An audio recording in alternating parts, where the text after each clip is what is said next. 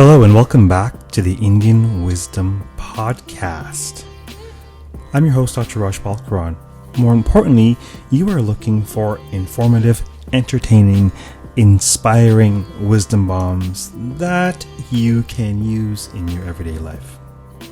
So, I was actually with a client yesterday, a life guidance client, and she asked the question, so which is it, nature or nurture? Which is it, she asked. Now, the very question presupposes a binary at play.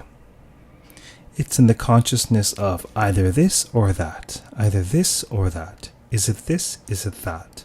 And that could be quite useful without question to disambiguate, to demarcate, to use our critical thinking, our slicing and dicing brain, which of course, if it works well, is called sharp, in order to cut apart one thing from another, to disambiguate.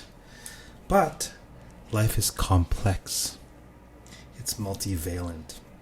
And wisdom requires that we are able to fold in multiple perspectives. And so I responded, well, it's both. It's both at different times. They are both aspects of karma. I invoked this profound and insightful theory of human experience that the ancients have come up with, karmic theory. We'll talk all about the mechanics of karma today, the extent to which nature and nurture are aspects of karma, and the extent to which karmic theory transcends even these categories. And ultimately, to my mind, dances around the tension between free will and determinism, between fate and between the freedom to act. Much like nature versus nurture, which is it? Karmic theory doesn't force one to choose between the two. It wisely leaves space for the folding in of each. Why? Because with which can you dispense your right hand or your left? We've all experienced profound moments of the hand of fate upon us, more than projections of mind. Things have appeared and felt and been experienced as utterly destined, without question. We've all had this experience. And without question, we've also experienced the exertion of our free will. So, which is it, and how do they communicate, collaborate? Okay. So back to the question of nature or nurture. What I unfolded for the client was the extent to which they're both accounted for through karmic theory as one's ripening karma. Well, what's karma? The word karma comes from the Sanskrit verbal root kru, which means to do. It literally means actions. Now, words accrue various connotations, various meanings, various colors over time. Yes? Copious, numerous examples come to mind. The word set. Well, is it a set of things? Is it a mathematical set? Is it a set upon which one records a film? Yes? Numerous examples come to mind. So karma, while it literally means action, in ancient Vedic times, karma meant ritual action, more so than any particular kind of action, because ancient Vedic religiosity was predicated upon scrupulous ritual action performed with great care and effort and precision in terms of mantric recitation, in terms of order, in terms of accompanying hand gestures, etc., etc., etc.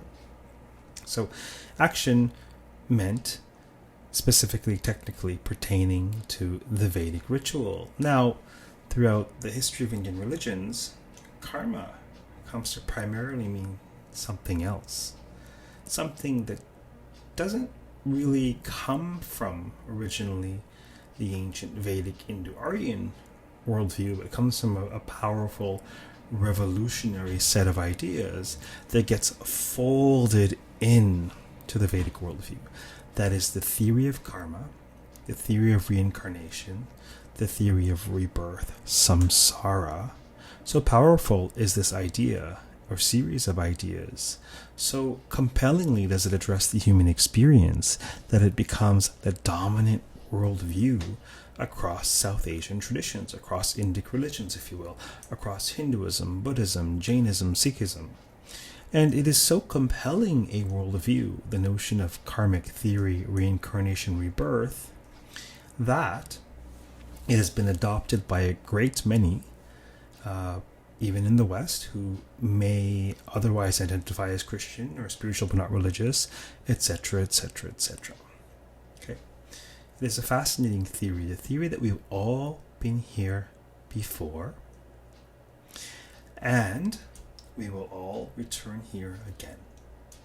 Okay, that's a radically different notion than the notion that your life began at birth, your existence began at birth, your existence will end at death. Okay, why on earth would anyone adopt this worldview?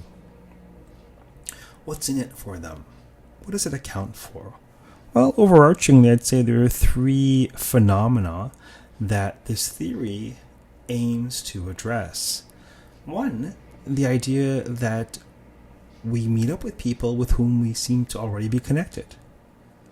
Certainly there are people who we come across in various enterprises who may have commonalities.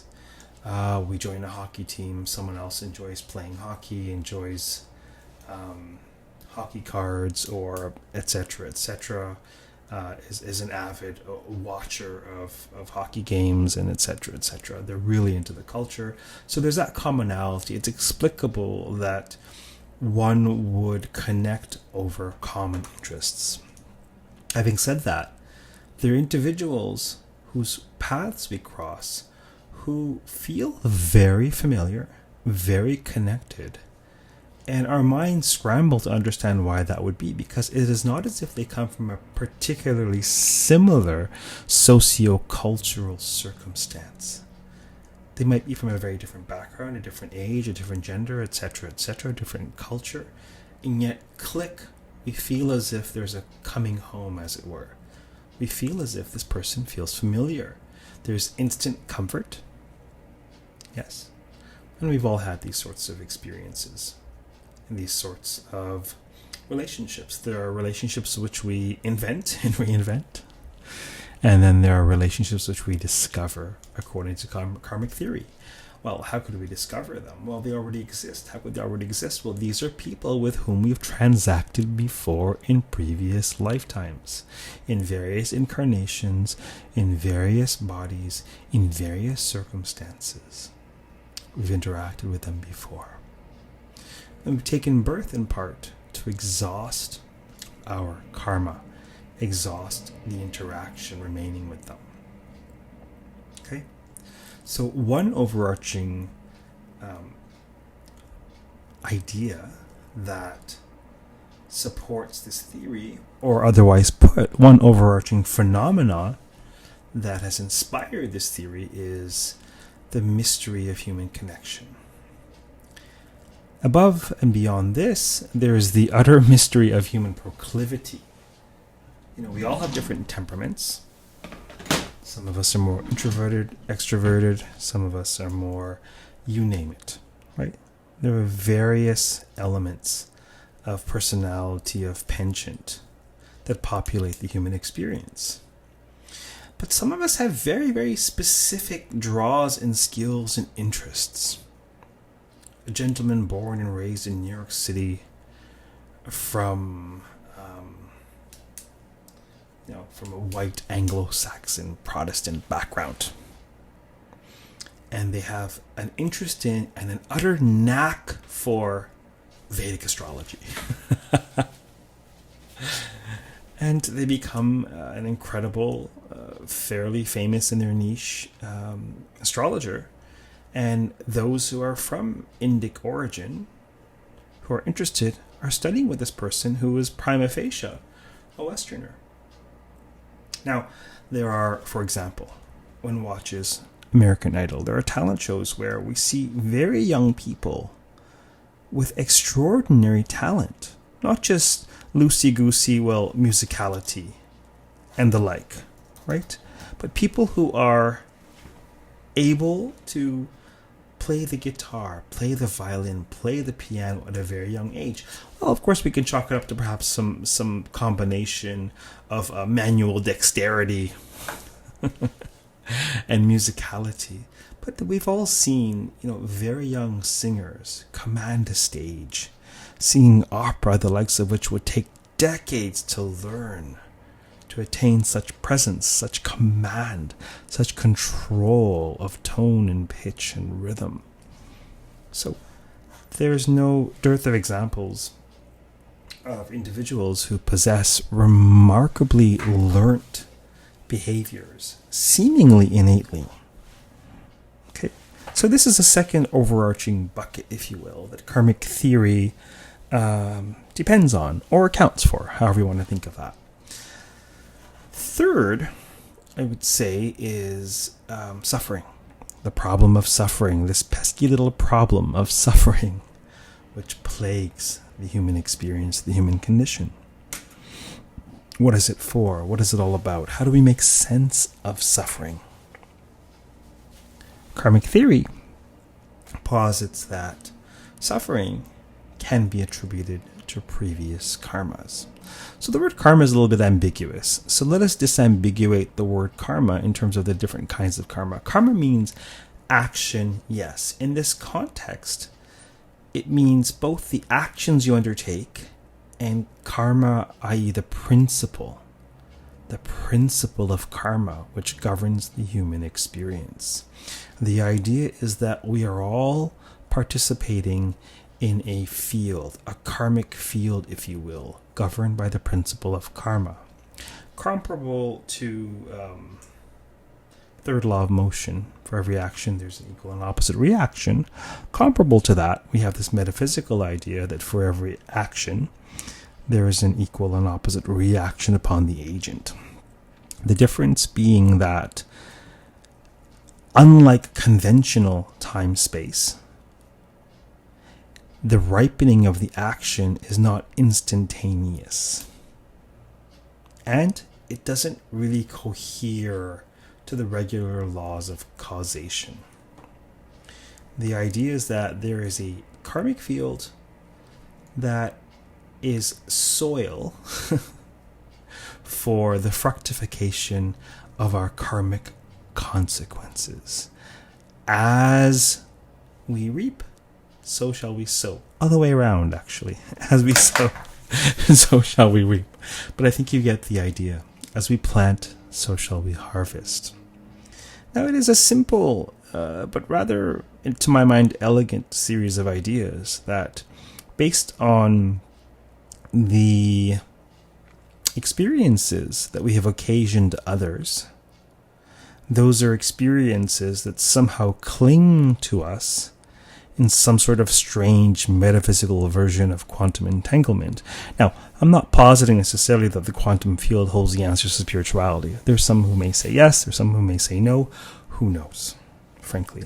I think it's a fascinating parallel that the quantum universe behaves beyond mysteriously. It in some ways tends to corroborate what some spiritual traditions have been positing. But pseudoscience is not what I do. I do scholarship well, and I do spirituality well. And I'm quite cognizant of where to do which and for whom. This, of course, is a spiritual podcast, right? And so we're entertaining the idea that karma is real. Karmic theory is real. We've all been here before, propelled by our previous actions. So karma is this principle that propagates this process that brings us forth in various circumstances, life after life. But karma also means not just the principle of karma, but it means the actual circumstance. Oh man, someone ran into you. Someone ran into your car.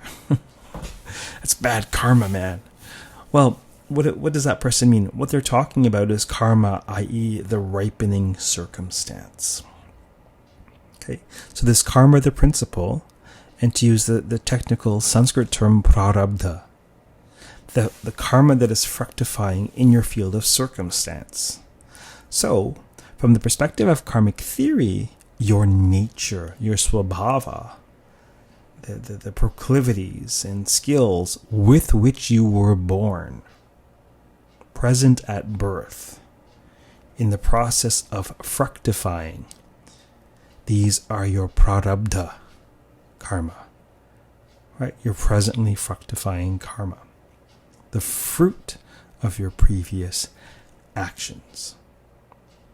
And prarabdha does not aim to include only your nature, but also by and large your nurture. From the prarabdha karma, one can ascertain the circumstances which receive that individual, particularly in their formative years. So, one of the practices that is very common throughout the Indic world is the casting of an astrological chart. I'll tell a tale, perhaps today, about dire forecasting in such a situation and the interplay between destiny and free will. But the casting of the chart tells you what? Whether or not we believe in the efficacy of such things, the principle is such that the chart is an omen. The position of the planetary bodies at the time of birth functions as a very complex omen, a sign of the fructification of that person's karmic circumstance in this life, their prarabdha. What they experience as destiny. In a sense, both nurture and nature are a function of their prarabdha karma, the result, the fructifying consequence of their previous actions. Aha! I knew it! Karmic theory is fatalistic. Well, no. Écoutez bien. Listen carefully. If it is the case that there are elements of your existence that are a result of your previous fructification. And we see this insofar as for some individuals, landing a job is utterly simple, easy. Whatever they're looking for. Maybe they can't get a date for 5 minutes. For other individuals, they can't be employed for 5 minutes. They can have, 8 different dates in one given week. We see that in various individuals' lives, there are aspects of life which seem to flow and aspects not so much, and it differs from person to person. And so this would be used to corroborate the idea of meritorious or non-meritorious karma, papa or punya, Sanskrit terms. Punya, meritorious karma, favorable karma. Papa, non-meritorious, unfavorable karma in a previous lifetime. Perhaps the individual struggles with relationships in this lifetime because they had taken them for granted or had been somewhat abusive or dismissive in previously, etc., etc., etc. Apply that logic throughout the various experiences one has in life. But this is all fatalistic, right? Because everything you're experiencing is because of your previous karma. Well, think about this. If you undertook previous karma freely, then those were free actions, which warrant these circumstances. So that which flows into your karmic field, whether you construe it as nurture or nature, that which is ripening in your karmic field is not the extent of your experience. The fact that there is a storm afoot is not the totality of your experience of your fate. Your destiny is not to get wet merely because it is about to rain or already raining. You have the opportunity, typically, to find shelter. Umbrellas, raincoats, roofs. These are aspects, manifestations potentially of kriyamana, free karma, that being undertaken, also from the verbal root kru. Kriyamana karma has to do with that which you are undertaking at present, the actions that you are undertaking. Those actions will accrue future karma. That is your agami karma, that which will ripen in future. Okay, so if you've been here, life after life, age after age, eon after eon, you've had a great many lives. Perhaps dozens of them were as primates. Perhaps you'll look at two 20-year-olds and person A is having his first or second life out of primate species and is really struggling, even by the time he's 60, to stop flinging his stuff at other people or to control his more animal appetites. Perhaps person B has had 100 lifetimes as a human being and is fairly self-composed and fairly evolved and has arrived with that level of maturity. In English, we call it an old soul. Well, what does that mean? Well, karmic theory says they've been around the block. Yes? So you have person A and you have person B.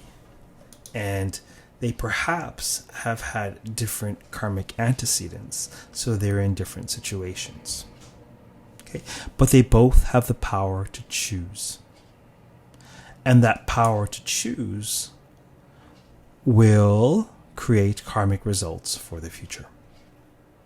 Now, it is not possible, if you've been here hundreds and hundreds of times, it is certainly not possible to reap all of your karmas in one life.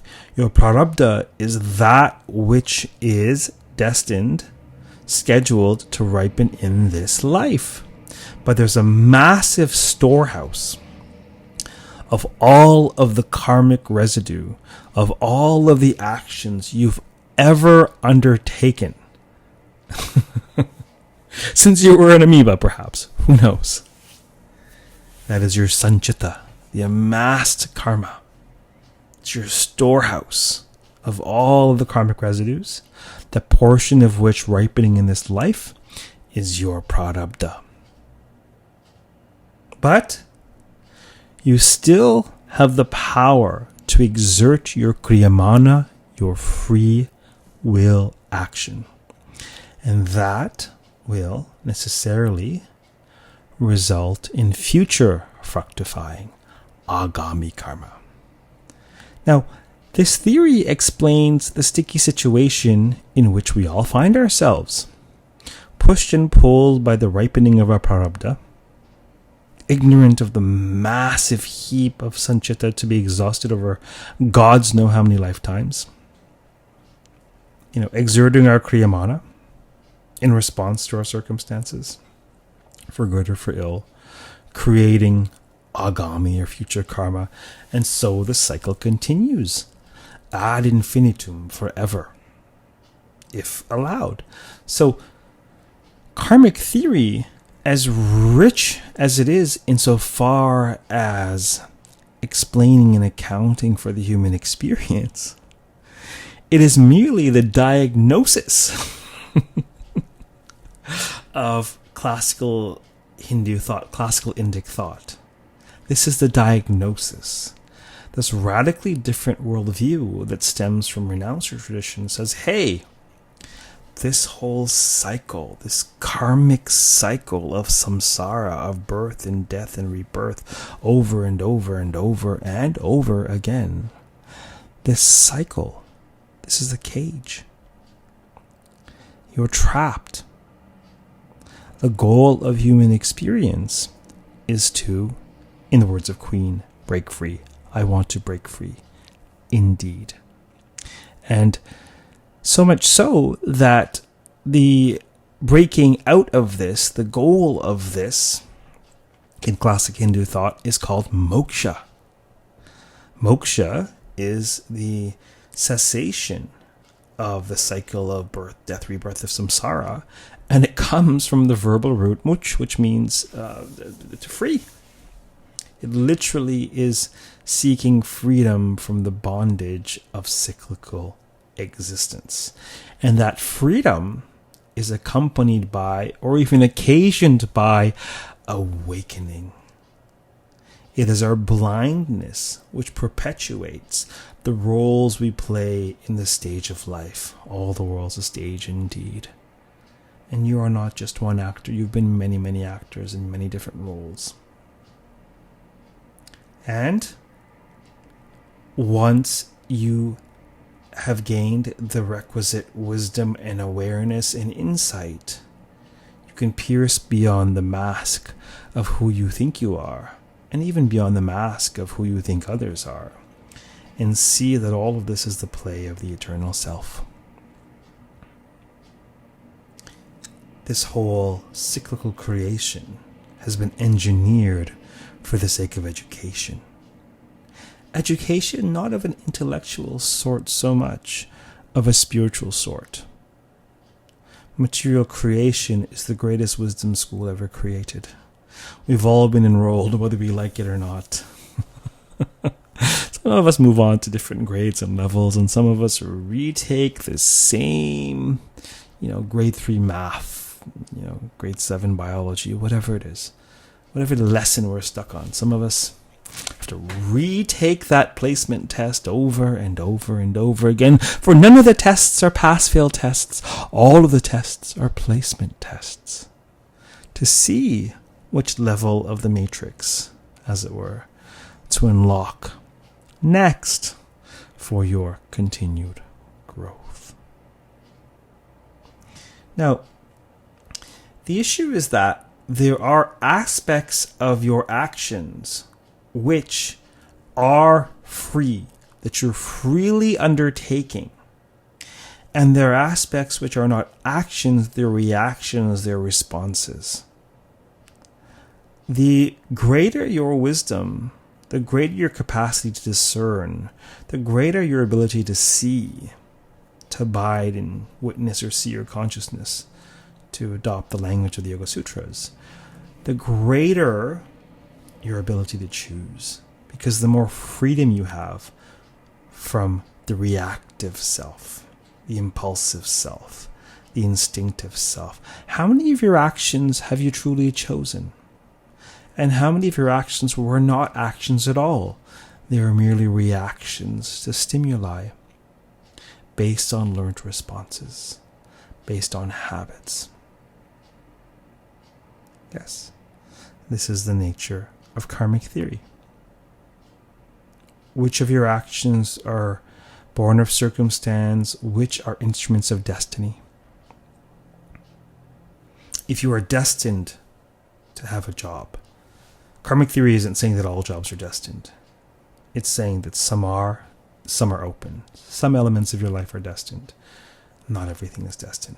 But if we are, for the sake of argument, for the sake of illumination, examining a situation that is destined, for example, a particular employment opportunity. If person A is destined to get this job because of their karma, that means that the interview, while it is the instrumental cause on the material level, the side of reality that we can all see, it is not the ultimate cause. And that means that the employer or the committee, whomever is adjudicating your candidacy for the job, they are not doing so freely. They are doing so in that situation as instruments of destiny, because there is no other possible outcome but for you to land that position, because it's your karma, because you have karma to exhaust with 12 people at that workplace. And this is the only circumstance in which it can't be exhausted in this life. And so, this is why perhaps it's firm karma or destiny that you land this position. Whereas other positions may not be nearly so firm nor firm at all. Karmic theory is a spectrum Indic traditions don't dole in switches, they deal in dials. Dimmer switches. Right? There's no zero-sum game. Shades of grey. Yes? Certain aspects of your life are destined. Certain aspects of your life are of your free accord. Certain aspects are combinations. Shades of grey. In this mysterious wisdom school we call reality. Now, it might be useful fodder for thought were I to tell a tale that brilliantly encodes and encapsulates the tension between free will and destiny and the mystery of karma. Yes? Well, long ago in the outskirts of the holy city Benares, Benares is the anglicized name for what? Varanasi. Varanasi. Which is yet another name for the ancient city Kashi. Kashi is more than a granola bar. Kashi might possibly be the oldest inhabited city on the globe, or one of them, certainly. It's been continuously inhabited for at least 3 millennia. It is along the banks of the Ganges, one of the most holiest cities in the Indic world. Okay, but in the outskirts of the holy city of Kashi, there lived a peasant couple to whom were born a son. The couple gathered what little money they had to pay for an important service, important in that culture and indeed even in current Indic culture, to hire an astrologer to cast the birth chart of their son. Why would they want to fly blind when they can gain some insight into the destiny of their child? With astrologers, like a great many practitioners, tradespeople, like mechanics, like accountants, like computer repair folks, they come in various stripes. Some are charlatans, without question. Some are modestly skilled, and some are divinely gifted. They're excellent at their craft. I've had the good fortune of meeting the latter, which, ended up helping me shift my worldview about some 20 years ago. I considered karmic theory more intellectually, actually, to sort of test it out and see if it made sense to my mind. Now, in the intervening 20 years, I've had a number of profound spiritual, larger-than-life experiences, and now it's just a question of perception, perspective, and insight more than belief. But nevertheless, I've had the good fortune of meeting some utterly gifted folks, beyond belief, to say the least. Okay, but this wasn't the luck of this poor peasant couple. Their prarabdha was different. Given their financial situation, they could only afford a low-grade astrologer. But, it's better than no astrologer, right? Little knowledge is better than no knowledge at all, right? The minute the astrologer cast the birth chart of the boy, he began to shake his head and launch into dire forecasting. Clearly, this man hasn't taken any counseling courses. "Oh dear," exclaimed the astrologer. "Your son was born with," and we'll mention some astrological patterns, are neither here nor there for your understanding of the tale. But for those of you who are in the know of astrological archetypes, particularly the Indic world, these might be of interest to you. "Oh dear, your son was born with an exalted Saturn," i.e. that Saturn in the sign of Tula Rashi. What is that? Libra. Okay. Neither here nor there for the gist of the tale. But for you Jyotish nerds out there, you'll catch the drift. "Your son was born with an exalted Saturn in the first house, conjoined with Ketu, the south node of the moon," the tail of the dragon, as it were, in the mythology. "Denial, deprivation, destruction will accompany him throughout his life, afflicting all who come into contact with him." Having heard enough of the astrologer's gloomy predictions, the couple left his office, riddled with desperation and despair. You see, the wise, or at very least the compassionate, realize that all counsel is born of compassion and aimed at relieving suffering. That's not to say that things need to be glossed over or ignored or even sugar-coated, but it means to say that proper counsel is geared at fortifying the individual, strengthening them, empowering them to deal with what is to come. Now, this astrologer clearly doesn't have profound people skills here, right? So they left his office and they were beside themselves. Life was such a struggle as it was. They had so little as it was. How were they going to deal with the poor karma, the destiny of this child? Right? But more importantly, their instinct is to protect him. How could they protect him? They were already, racked with concern in terms of how to feed and clothe him.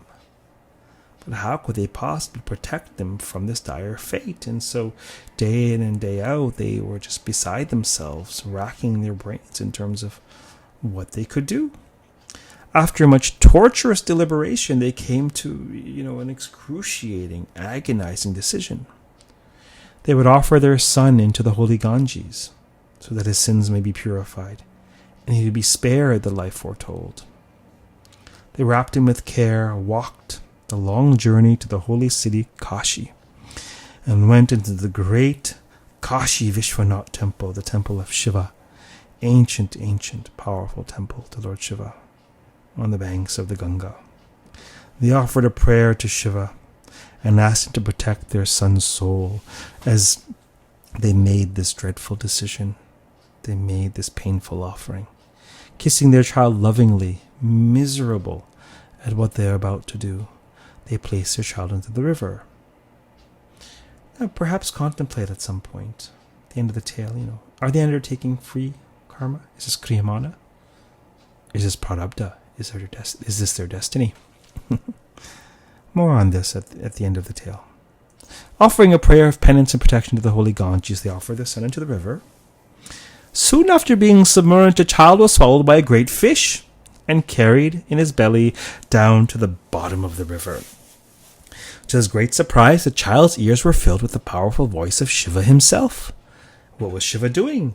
He was expounding philosophy. To whom was he expounding it? To the goddess Parvati, his spouse, in their aquatic abode beneath the sea. Shiva was teaching on the play of the grahas, the planets, the planetary bodies, which, according to Indic thought, impact human destinies. They dispense the karmas. Great God Mahadeva, said Parvati, thank you for the explanation on the 9 planets that dispense the karmas of beings born on earth. The boy heard Parvati saying, you are wise, but tell me, Lord, does this mean that humans are mere puppets, pushed and pulled by the strings of the celestial bodies? Have they no agency of their own? Great goddess, what a brilliant question. Of course humans have free will, and that they exert at every turn. It is in fact their free actions, their karmas, their kriyamana karmas, that determine their destinies, their prarabdha. They choose how they plant and harvest, yet the sun and rain and soil is out of their grasp, beyond their control. Destiny too is real. This is the great paradox of mortal life. The 2 wheels on the chariot of the human condition. Free will and destiny both.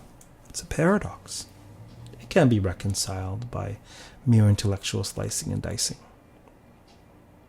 The child was astounded to overhear the rich wisdom that ensued from their conversation. He listened carefully, he listened intently day in and day out, receiving teachings for 12 long years. 12 is an interesting number. It's actually a cycle of Guru of Jupiter. It takes Jupiter 12 years to circle the skies, the heavens, the zodiac. 12 years is also very interesting in so many cultures. Once a human being has lived 12 years-ish, there's a rite of passage, a communion, a bar mitzvah, a bat mitzvah, etc., etc. So 12 years pass, and this child, who's obviously much more than a child, is being trained, schooled by Shiva himself. He learned spiritual truths about all the branches of ancient wisdom traditions, the Vidyas, expounded by Shiva himself. He learned about yoga, Ayurveda, Vedanta, in various branches of spiritual knowledge. He grew wise. And when his learning had been completed, he emerged. The divine fish who swallowed him, sent by the gods, brought him to the surface again. This is also a brilliant metaphor of the unconscious. Water often represents the unconscious. Unconscious knowing, unconscious learning, being brought to the conscious mind in time of need. You know far more than you think you know, because thinking is not whereby you know it. By virtue of thinking, sometimes you block intuitive knowledge. But when the intellect is able to allow instinctual knowledge, intuitive knowledge to arise, it can yield quite profound results. Well, metaphor of the unconscious notwithstanding, let us continue with the tale. The fish emerged on the banks and spit him out, and he was born on the banks of the Ganges as a great spiritual teacher, Matsyendra, Lord of Fish. Matsyendra taught far and wide in the holy city and across the countryside. He brought wisdom and awareness wherever he went, teaching the ancient art of yoga. Yoga consciousness, right? The supreme awareness was his favorite. In due course, he made his way to the very village where he was born and gave a sermon one night. For some reason, he felt inspired to share the wisdom of the very first transmission he received. First in many ways as foremost, as we've discovered in the first podcast of this series, with first and foremost among the gods, Ganesha. But that is a tale for another day. But this first teaching was very, very important to his destiny, and he felt inspired to share it. He expounded the importance of the planetary bodies and their power to dispense karmas, and he explained the extent to which they work in tandem with free will, the extent to which we can meet the storms, we can weather the storms, we can meet the difficulties of life with particular outlooks and particular tools to manage what is to come. At the end of his sermon, he offered some loving cautionary advice about the need to seek out a very high caliber astrologer. There are lots of nut jobs out there, he said. The rationalists have it right. A bit of critical thinking goes a long way. There are a lot of people who are nuts or just profiteers, peddling so-called solutions to the vulnerable. But there's more to the story than this. There is a divine science, if you will, of astrology. And there are those who can wield it with exceptional grace and skill to counsel folks on how to navigate life on solid footing, irrespective of the weather about them. As soon as he finished, a grief-stricken peasant couple fell to the floor weeping uncontrollably. Matsyendra went straight to them, filled with compassion. "Swamiji," muttered the father in between sobs, "we are poor peasants, with love in our hearts, but without teaching such as yours to weather the storms we faced in this life. We put our faith in an astrologer some 12 years ago. He was all we could afford. He made such dire, disastrous predictions about our precious boy that we said a prayer to Lord Shiva and offered him to Mother Ganga. Denial, deprivation, destruction," the man recalled, "will accompany him throughout his life, afflicting all who come into contact with him," said the astrologer. "We had no way to protect him. Lord, what have we done?" The couple broke down and fell to the floor, weeping in utter misery.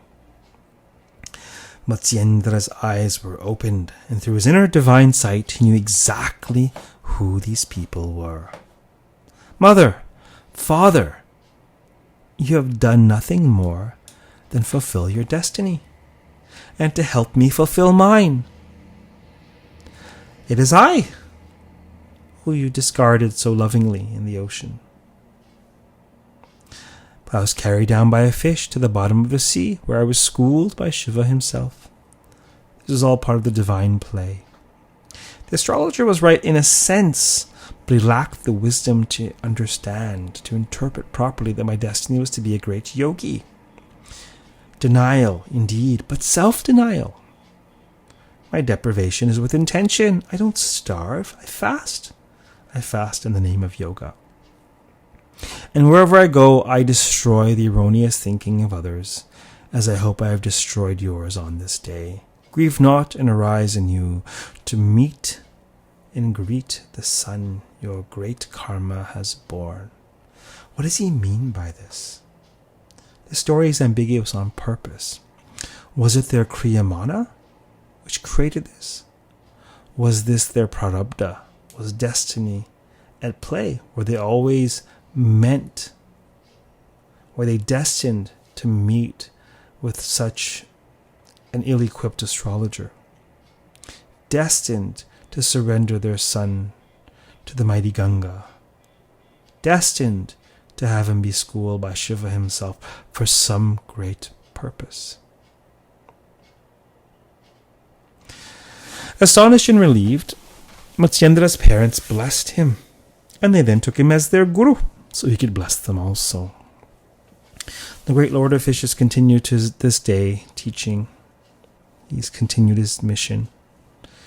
And, at the end of his life, he will join Shiva in his celestial abode in everlasting life. What on earth does this tale have to teach? I think sometimes the great teachings are but poems which point, which expand our awareness, and occasion our contemplation of ideas, of paradoxes, of vistas, of consciousness that we could not contemplate before. Wisdom teachings are not information which are meant to inhabit your mind as it is. Wisdom teachings are vehicles of transformation. Their function is to alter, to alchemize the very minds which receive them. So meditate upon the tale of Matsyendra. Reflect upon the presence of destiny. Reflect upon the potency of free will. Marinate, percolate, cogitate upon the interplay between the two, the extent to which they are codependent in some sense, the extent to which they're two sides of the same paradoxical coin. Examine your life. Reflect upon situations which you experience as having been undertaken of your free accord, of your kriyamana. Reflect upon other situations which, to your mind, to your heart, seem as if the result of prarabdha. Reflect upon the actions you currently undertake and the agami karma, the fruits which will ripen therefrom. I hope you've enjoyed receiving this content a fraction as much as I've enjoyed sharing it with you. Keep well until next time, and by all means, if this resonates with you, I'd very much like for this content to reach people who need it and appreciate it. So please like and subscribe. Please share it with a friend, a colleague, someone whom you might think would enjoy it or perhaps benefit from it. And by all means, if you're at all interested in studying with me, I have a brand new course on karmic theory out. My online school is indianwisdomschool.com. Once again, I'm Dr. Raj Balkaran, and you are seeking inspired, informative, entertaining wisdom transmissions. Until next time, keep well. Namaste.